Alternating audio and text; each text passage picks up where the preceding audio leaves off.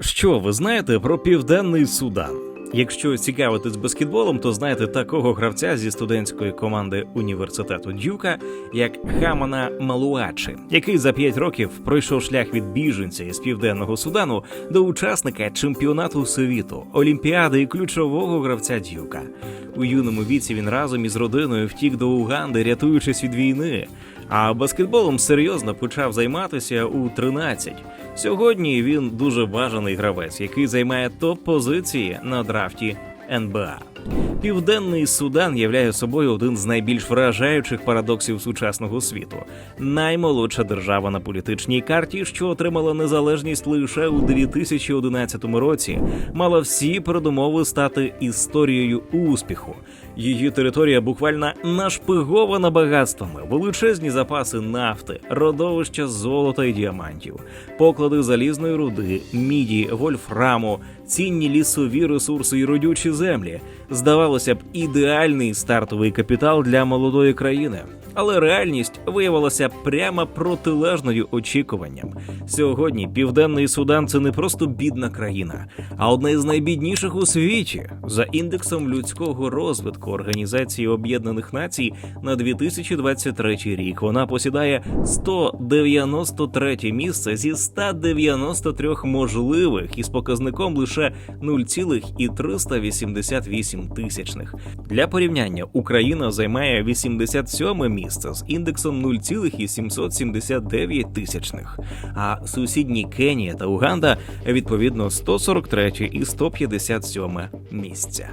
Ситуація із корупцією виглядає ще гіршою. Країна впевнено утримує останнє місце в глобальному рейтингу Transparency International за 2024 рік зі сміховинними 8 балами зі 100 можливих. Це катастрофічний результат, який демонструє, що сама наявність багатих ресурсів не лише не гарантує процвітання, але може навіть заважати йому. На відміну від Південного Судану, Україна в цьому рейтингу займає 105 місце із 35 балами зі 100, у той час як сусідні країни Південного Судану, Ефіопія та Кенія 99 і 121 місця відповідно. Що особливо драматично, цей сценарій був передбачуваний. У тому ж 2011 році, коли світова спільнота святкувала народження нової держави, державна секретарка США Гіларі Клінтон під час візиту до Південного Судану чітко застерігала його керівництво про небезпеку ресурсного прокляття. Вона прямо говорила про ризик того, що природні багатства можуть стати не джерелом розвитку, а каталізатором корупції та конфліктів. Тоді як президент Кіїр обіцяв, що Південний Судан стане островом стабільності в Африці, Клінтон була ж більш скептичною. Доказ у результатах. Найважливіше, чи дотримується уряд своїх зобов'язань, наголошувала вона.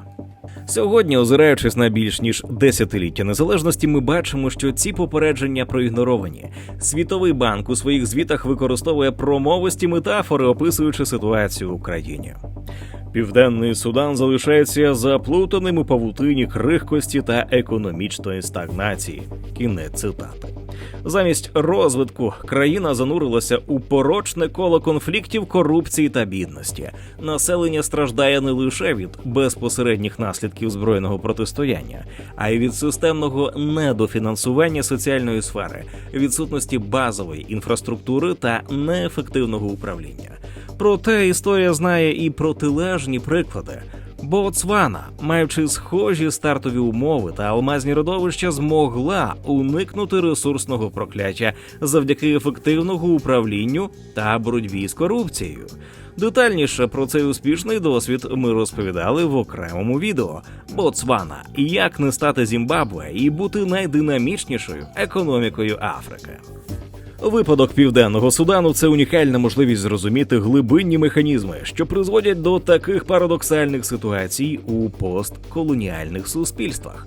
Чому країни, щедро обдаровані природою, часто не можуть конвертувати це багатство в добробут громадян? Які фактори перетворюють ресурсне благословення на прокляття? Які уроки можна винести із цього драматичного досвіду для інших країн, що розвиваються? Друзі, 70% наших глядачів не підписані на наш YouTube канал. Ви допоможете у поширенні економічної свободи в Україні вашою підпискою на ціну держави, лайком цього відео та коментарем під ним. Ми дякуємо усім жертводавцям, патронам та спонсорам на Ютубі. Кожна ваша гривня наближає в Україні економічне процвітання та добробут, адже ми не просто робимо відео, а просвіщаємо виборців, які обиратимуть справжніх реформаторів. Допоможіть нам у цьому. Посилання про підтримку ціни держави в описі.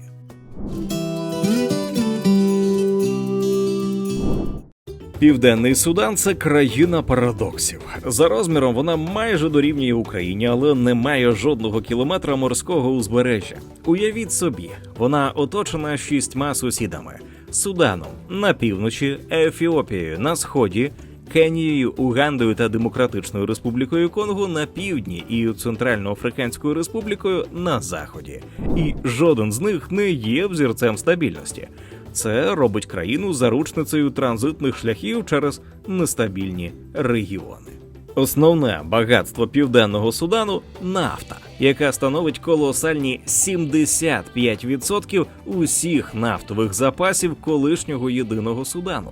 До початку громадянської війни 2013 року тут видобували близько 350 тисяч барелів щодня, що забезпечувало неймовірні 98% державних доходів. Світовий банк чітко визначає, нафта – це фундамент, на якому тримається вся економіка країни.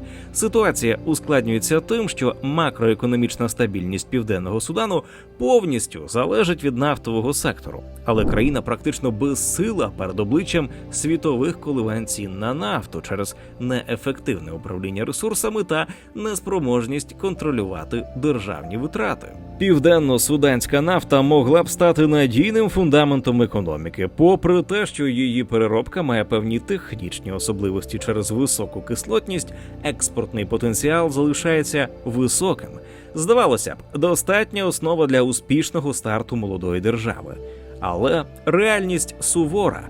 Через повені та військові конфлікти видобуток постійно скорочується.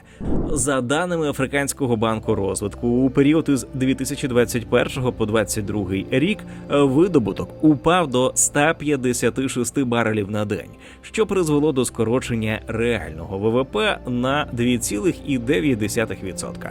Правда, у 2022-2023 роках ситуація трохи покращилася. Країна навіть змогла заробити більше, ніж витратила. Однак у 2024 році ситуація знову погіршилася. Видобуток упав до катастрофічних 104 тисяч барелів на день.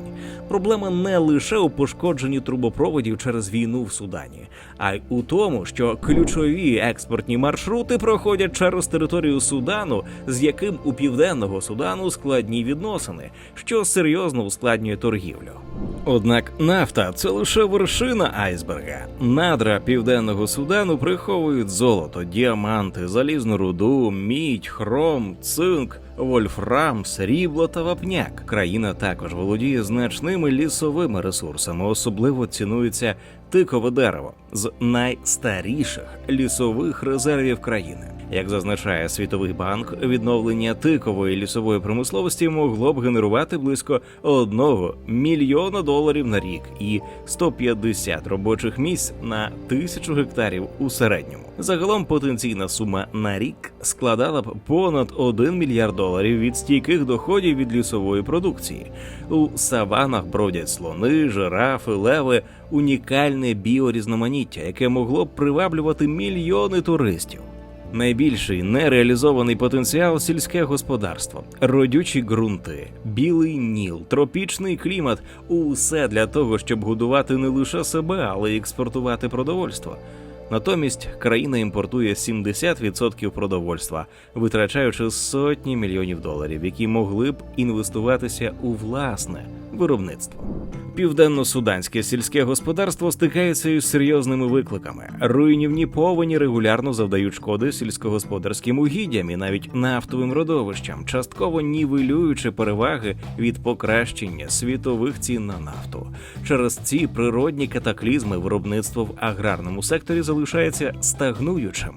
Ситуацію ускладнює проблема біженців та продовольча невпевненість серед населення, що створює додатковий тиск на і без того напружену систему продовольчого забезпечення. В теорії природні багатства Південного Судану мали б стати основою для створення розвиненої, диверсифікованої економіки, фінансувати розвиток інфраструктури, освіти, охорони здоров'я, видобуток корисних копалин створив би робочі місця та сприяв формуванню середнього класу. Модернізація сільського господарства забезпечила б продовольчу безпеку та експортні доходи. Але реальність виявилася набагато суворішою. Історія цієї країни – це драматична сага, що почалася із британської політики «розділяй і володарюй». Із 1899 по 1955 рік британці фактично створили два різні світи. Арабська, мусульманська північ отримувала інвестиції та освіту, тоді як християнський, африканський південь залишався на узбіччі. Цікаво, що до колонізації європейцями на території сучасного Південного Судану не існувало держав у нашому розумінні цього слова. Навіть араби не змогли інтегрувати цей регіон у свої володіння.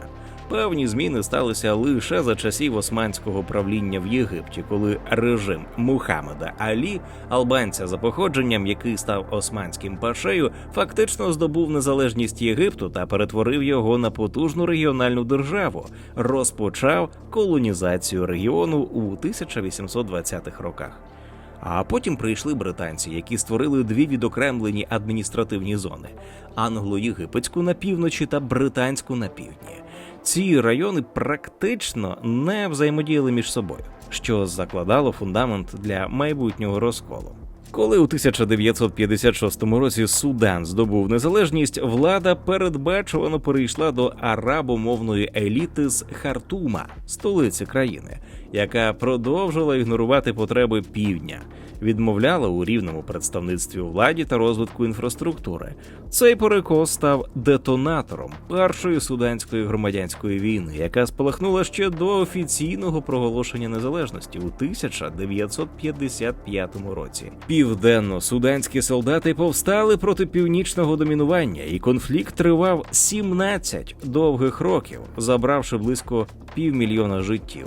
Лише у 1972 році була підписана Адис-Абебська угода, яка надала півдню обмежену автономію, власний законодавчий орган та виконавчу владу, об'єднання трьох південних провінцій в єдиний автономний регіон, а також інтеграцію повстанців Анья-Нья до суданської армії та поліції. Але мир виявився крихким. У 1983 році президент Судану Джафар Німейрі зробив фатальну помилку, скасував автономію півдня та почав насаджувати політику ісламізації, запровадивши елементи шаріату. Це спровокувало другу суданську громадянську війну, яка розтягнулася майже на 22 роки із 1983 по 2005 роки і стала однією з найкривавіших на африканському континенті. Її часто описують як війну арабів Судану проти неарабських народів півдня, яка супроводжувалася актами геноциду та масовими вбивствами. Трагічний баланс цього конфлікту – понад 2 мільйони загиблих і близько 4 мільйонів біженців. Ця війна мала не лише етнічний і релігійний підтекст, але й економічний. На території Південного Судану залягали багаті поклади нафти, які уряд у Хартумі прагнув контролювати, а жителі півдня намагалися зберегти ці ресурси у своїх руках. Наслідки цього протистояння були катастрофічними. Виникло так зване «втрачене покоління» – діти та молодь, які не мали доступу до освіти через війну. А Південний Судан опинився в ситуації нового кам'яного віку. Уявіть собі, після війни до 95% мешканців регіону були неписьменними. Доступ до освіти був розкішшю, яку могли дозволити собі одиниці.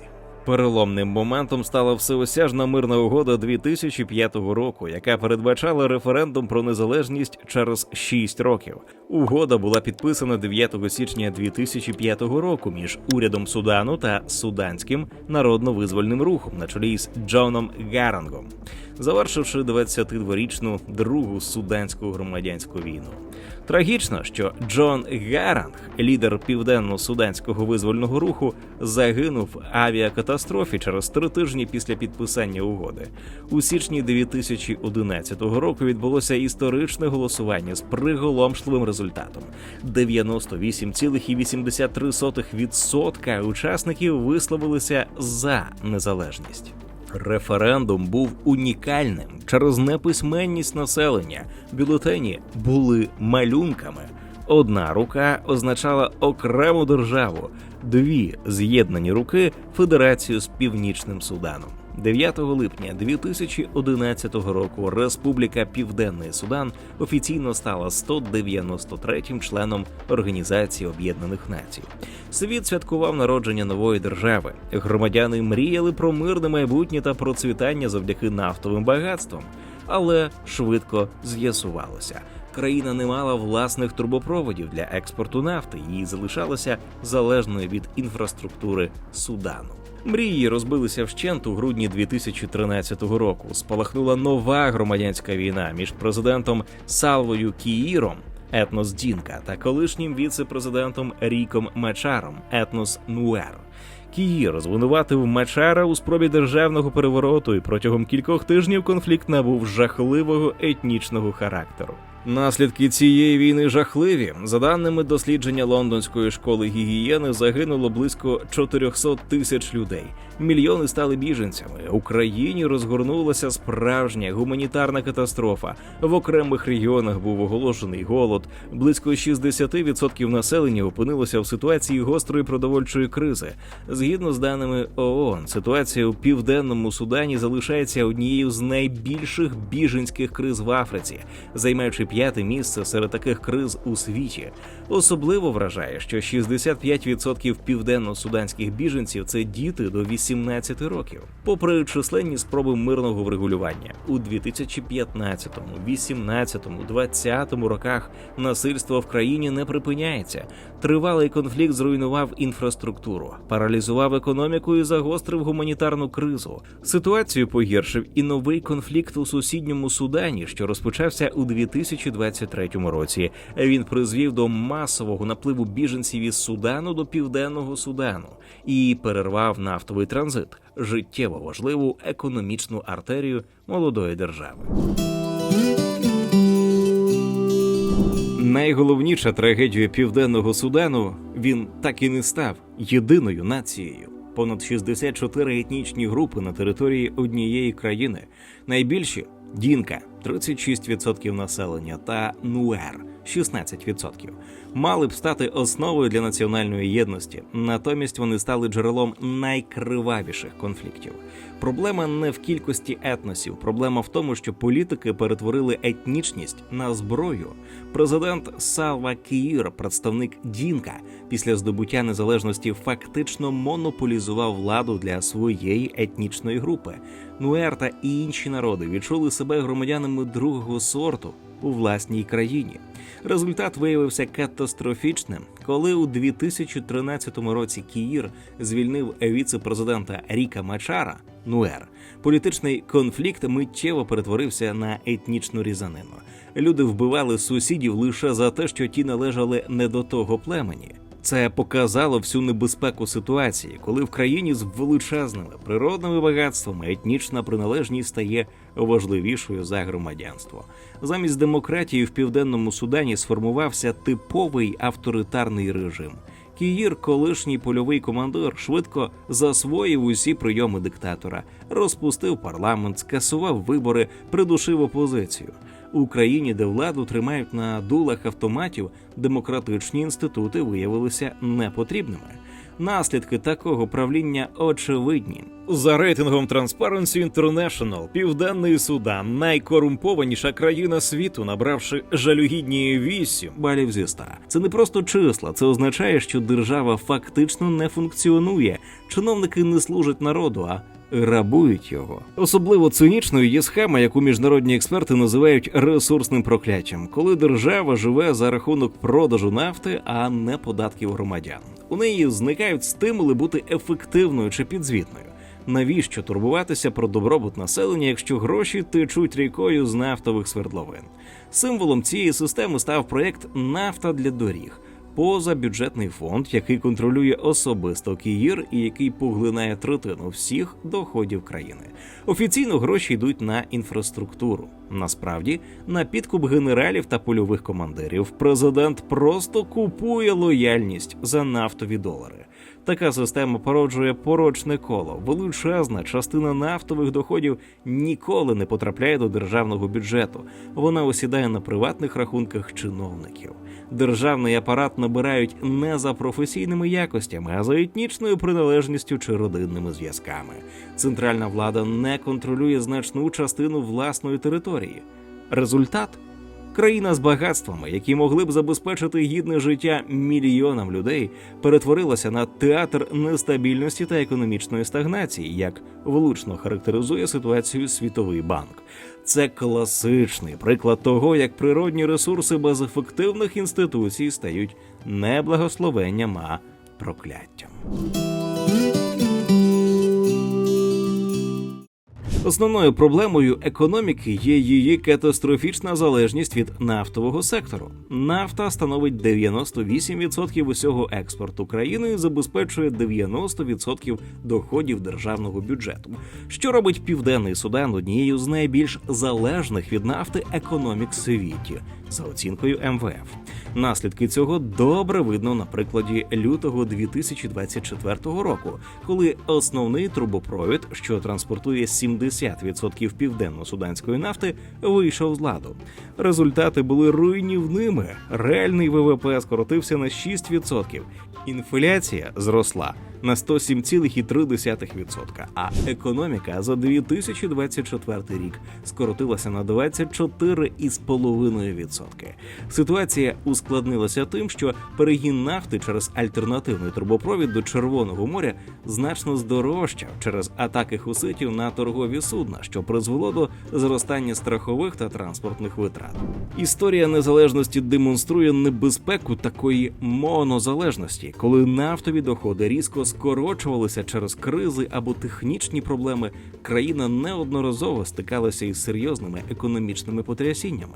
Парадокс у тому, що нафтова галузь, забезпечуючи 90% доходів країни, працевлаштовує менше 1% населення. Тому навіть у періоди високих нафтових доходів рівень життя більшості залишається жахливо низьким. Друга фундаментальна проблема Південного Судану – повна відсутність диверсифікації економіки. Близько 95% населення Південного Судану залежить від сільського господарства, рибальства та скотарства для задоволення потреб у їжі та доходах. Проте цей сектор забезпечує незначну частку ВВП, порівняно із нафтовим сектором, який домінує в економіці країни. Величезний агропотенціал залишається нереалізованим. Сільське господарство знаходиться на примітивному технологічному рівні та орієнтоване переважно на самозабезпечення. Фермери використовують ті ж методи й інструменти, що й сотні років тому. Ручну працю, примітивні дерев'яні плуги, відсутність добрив та іригаційних систем, що зрештою призводить до повеней. Попри сприятливий клімат, родючі ґрунти та достатні водні ресурси, країну перетинає Білий Ніл. Південний Судан не може забезпечити продовольчу безпеку власного населення. За даними Організації Об'єднаних Націй, країна критично залежить від імпорту продовольства, оскільки внутрішнє виробництво зерна покриває потреби лише третини населення. Більшість південно-суданців залежать від дорогого імпортного продовольства за цінами, недоступними для звичайних громадян, що змушує їх покладатися на гуманітарну допомогу. Контрасти з успішними країнами, які подолали ресурсне прокляття, разючий. Наприклад, Ботсвана, що отримує значні доходи від експорту діамантів, інвестувала їх у розвиток освіти, охорони здоров'я, інфраструктури та диверсифікацію економіки. В результаті ВВП на душу населення у Ботсвані перевищує $7,000, а у Південному Судані становить лише близько $1,000 за даними Світового банку. Це означає, що рівень економічного добробуту у Ботсвані у більш ніж 7 разів перевищує показники Південного Судану. Третя ключова проблема – це хронічна бюджетна криза та її катастрофічні соціальні наслідки. Залежність від нафтових доходів призводить до непередбачуваності бюджетних надходжень, що унеможливлює стратегічне планування та інвестиції у розвиток.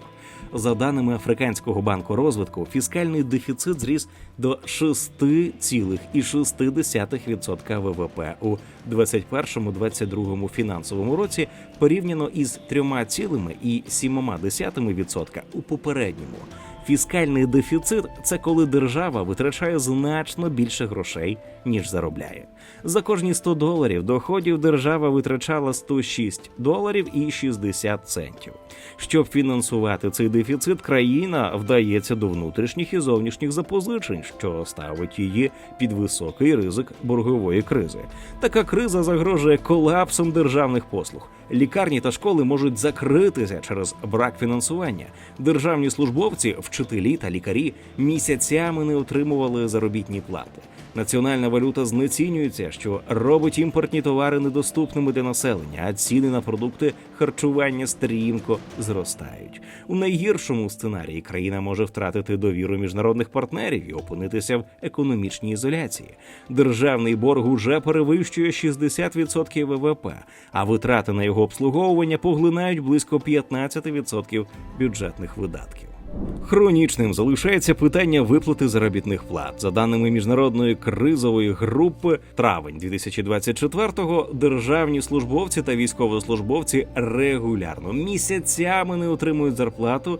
На момент публікації звіту більшість не отримували зарплату із жовтня 2023 року. Це породжує системну корупцію як механізм компенсації та підриває легітимність державних інституцій. Соціальні показники Південного Судану залишаються одними з найгірших у світі. 92% населення живе за межею крайньої бідності. Це означає, що вони мають менше $2.15 на день. Рівень грамотності становить лише 34,5% серед дорослих із різким гендерним розривом, 40% серед чоловіків і лише менше 29% серед жінок. Середня тривалість життя до 58,9 років – одна із найнижчих у світі. Дитяча смертність у 2024 році склала 57,7 смертей на 1000 народжених. Лише 41% населення має доступ до базових джерел питної води. При цьому 59% не має доступу до безпечної питної води.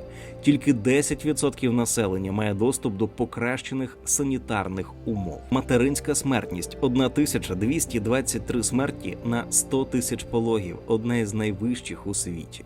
Особливо гострою залишається проблема продовольчої безпеки. У 2017 році ООН офіційно оголосила голод у кількох регіонах країни. Перший офіційно оголошений голод у світі з 2011 року. Станом на 2024 рік близько 7,7 мільйона людей, це 57% населення, перебувають у стані гострої продовольчої незахищеності. При цьому Україна має потенціал для того, щоб не лише забезпечувати власні потреби, але й стати експортером продовольства. Четверта фундаментальна проблема – критична залежність від зовнішніх факторів, особливо в питанні експорту нафти. Південний Судан є країною без виходу до моря, що додатково ускладнює його економічний розвиток. Найбільш яскраво ця залежність проявляється у нафтовому секторі. Хоча близько 75% нафтових родовищ колишнього єдиного Судану знаходяться на території Південного Судану, ключова інфраструктура для експорту, 2 нафтопроводи протяжністю понад 1600 кілометрів, проходять через територію Судану до портів на Червоному морі. Ця інфраструктурна залежність створює для Південного Судану надзвичайно невигідну переговорну позицію. Судан встановив одні з найвищих у світі транзитних зборів. Офіційно $9.10 за кожен барель нафти, плюс додаткові $15 за барель у рамках перехідної фінансової угоди. Для порівняння, транзитні збори в інших регіонах світу зазвичай становлять від 50 центів до $3 за барель. Загалом Південний Судан щороку виплачує Судану близько $1,1 мільярда. Це майже 25% ВВП країни за транзит нафти. У 2012 році ситуація загострилася настільки, що Південний Судан повністю припинив видобуток нафти на 15 місяців після того, як Судан в односторонньому порядку підвищив транзитні збори до $32.20 за барель. Це призвело до економічної кризи, скорочення ВВП на 45% за рік і майже повного виснаження валютних резервів країни. Південний Судан розглядав альтернативні маршрути експорту нафти, зокрема проєкт Лапсет, що передбачає будівництво нафтопроводу через Кенію до порту Ламу у Індійському океані. Однак ці проєкти вимагають значних інвестицій – понад $24 мільярди, та політичної стабільності, яких бракує в регіоні. Ситуація ще більше погіршилася після початку громадянської війни у Судані у квітні 2023-го. Один із ключових трубопроводів, що відповідає за 2/3 експорту нафти Південного Судану, вийшов з ладу в лютому 24-го. Ремонт вимагає не лише технічних зусиль, але й має проводитися в зоні активних бойових дій, що практично неможливо в нинішніх умовах.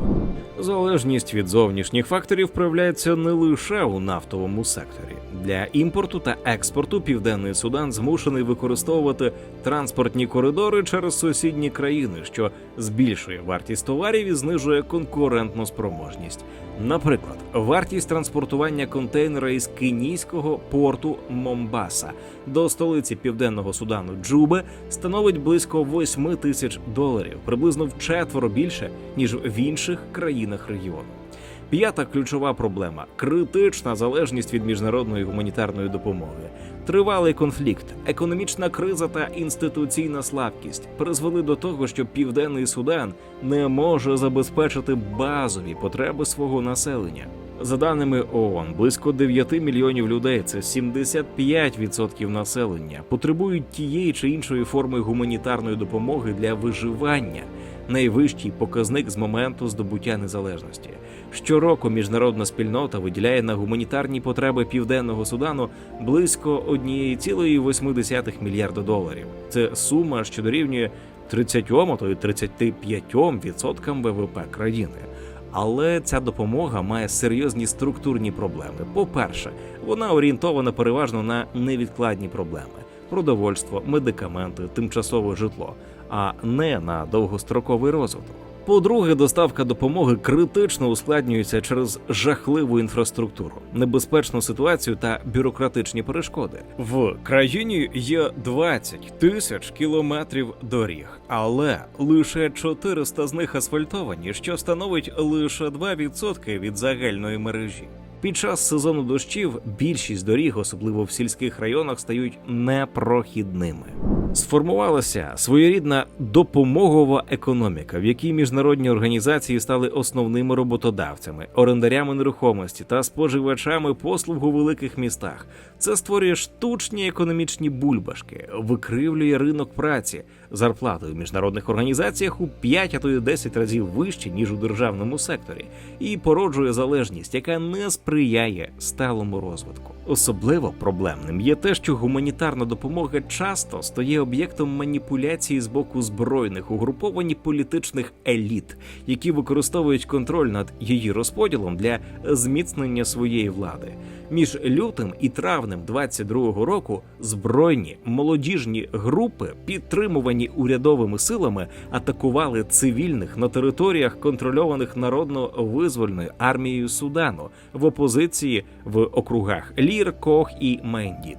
Згідно звіту місії ООН у Південному Судані, ці атаки призвели до переміщення щонайменше 44 тисяч людей, загибелі 173 безробітних цивільних, зґвалтування 131 жінки, а також розграбування та знищення продовольчих запасів та гуманітарної допомоги. Комісія ООН з прав людини в Південному Судані виявила, що урядові чиновники характеризували народ Док-Нуер як союзників їхнього ворога, лідера опозиції Рієка Мачара, використовуючи це як виправдання для блокування допомоги опозиційним територіям. Ситуація ускладнилася після початку конфлікту в Судані, який призвів до масового повернення південно-суданських біженців – понад 900 тисяч осіб із квітня 23-го року. Ці люди повертаються в країну, яка сама не може забезпечити власне населення, створюючи додаткове навантаження на і без того перенавантажену систему гуманітарної допомоги. Теорія ресурсного прокляття, обґрунтована британським економістом Річардом Аучі у його роботі 1993 року, пояснюється комплексом взаємопов'язаних факторів, які у Південному Судані проявляються особливо яскраво. По-перше, це волатильність цін на ресурси. Коливання світових цін на нафту від 120 до 30 доларів за барель за останні десятиліття призводило до непередбачуваності доходів і ускладнювало економічне планування. Голландська хвороба. Надходження нафтодоларів зміцнювало місцеву валюту, робило імпорт дешевим і підривало конкурентну спроможність місцевих виробників. Ціни в Джубі, за деякими оцінками, вищі, ніж у Найробі або Кампалі, незважаючи на значно нижчий рівень розвитку. По-третє, це рентоорієнтована поведінка еліт. Контроль над нафтовими доходами став головною ставкою в політичній боротьбі. За даними Transparency International, понад 4 мільярди доларів нафтових доходів, суму, що дорівнює 80% ВВП країни, розкрадені політичною елітою за перше десятиліття незалежності. Четверте – це слабкість державних інституцій. Країна не мала досвіду самоврядування та історично сформованих ефективних адміністративних структур на момент здобуття незалежності. Приплив нафтових доходів не стимулював розвиток таких інституцій, а навпаки заохочував корупцію та клієнтелізм. І п'яте – відсутність підзвітності. Уряд, що отримує 90% доходів від нафти, має мінімальні стимули бути підзвітним громадянам. Податкові надходження від ненафтових секторів економіки становлять менше, ніж 3% ВВП, один із найнижчих показників у світі, що значно нижче мінімального порогу у 15%, рекомендованого Світовим банком та МВФ як необхідного для забезпечення економічного зростання та скорочення бідності. Південний Судан ілюструє, що ресурсне прокляття особливо небезпечне для молодих держав, які здобувають незалежність із багатими природними ресурсами, але без розвинених інституцій та диверсифікованої економіки. Нафта, яка мала стати фундаментом процвітання, перетворилася на джерело конфліктів, корупції та залежності. Як констатує International Crisis Group, при здобутті незалежності Південного Судану в 2011 році багато хто сподівався, що нафтове багатство країни допоможе побудувати державу і вивести громадян із бідності. Натомість політики спрямували ці доходи на патронаж та особисте збагачення, підживлюючи внутрішній конфлікт. Кінець цитати. Головний урок історії Південного Судану – проблема не в самій наявності природних ресурсів, а в якості інституцій, які управляють цими ресурсами, та здатності суспільства трансформувати ресурсне багатство у стійкий людський розвиток. Історія Південного Судану – це не просто локальна трагедія однієї африканської країни, а глибокий урок для всіх держав, багатих на природні ресурси. Аналізуючи цей драматичний кейс, ми можемо зробити кілька фундаментальних висновків із ширшим глобальним контекстом. Перший урок – природні ресурси самі по собі не гарантують процвітання. Парадоксально, але в неправильних умовах вони залишаються джерелом конфліктів та корупції. Південний Судан із величезними нафтовими запасами міг би бути єдиним із найбільшими країнами Африки, але опинився на дні світових рейтингів розвитку. Другий урок. Інституції грають критичну роль.